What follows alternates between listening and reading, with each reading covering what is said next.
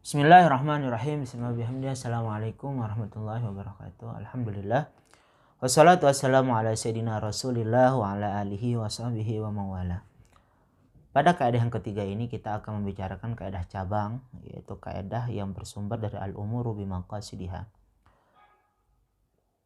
Ulama mengatakan ma yushtaratu ta'arud lahu jumlatan wa la yushtaratu ta'yinuhu tafsilan iza ayyanahu wa akhta'a darra. Jika dalam niatnya itu disyaratkan hanya global, universal, dan kemudian seorang mukallaf itu menyatakan pada niatnya itu secara terperinci, lalu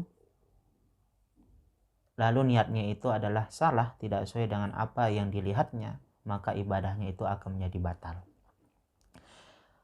Pada kaidah ini dibuktikan, dicontohkan oleh para ulama, yaitu di dalam perihal sholat berjamaah. Ketika seorang melakukan berjamaah kepada seorang imam, lalu seorang mukallaf ini sebagai makmum mengatakan bahwa usolli fardhu subhi jama'atan dengan imam.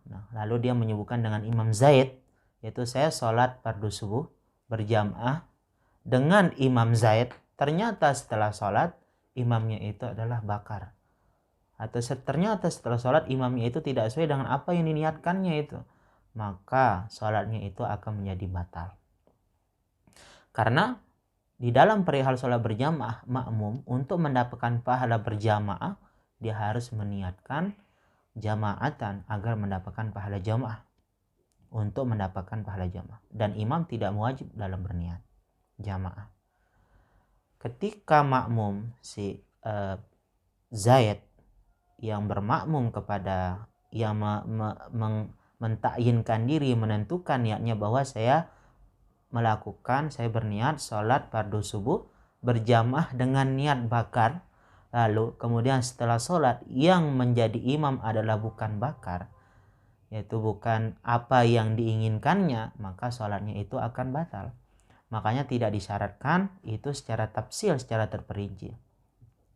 Lalu contoh yang kedua sering kita temukan di dalam perihal menjadi imam atau dalam perihal sholat, yaitu ketika dia berniat sholat subuh, lalu ditambahkan dalam niatnya itu saya sholat subuh 3 rakaat, yang dimana niatnya itu tidak sesuai dengan perbuatan sholat itu, yaitu sholat subuh yang 2 rakaat, maka niatnya juga menjadi batal. Karena yang 3 rakaat itu tidak disyaratkan, cukup usolli fardhu subhi, tidak perlu mengatakan saya sholat subuh 3 rakaat, karena 3 rakaat inilah yang menyebabkan niatnya itu akan menjadi batal. Contoh yang selanjutnya itu adalah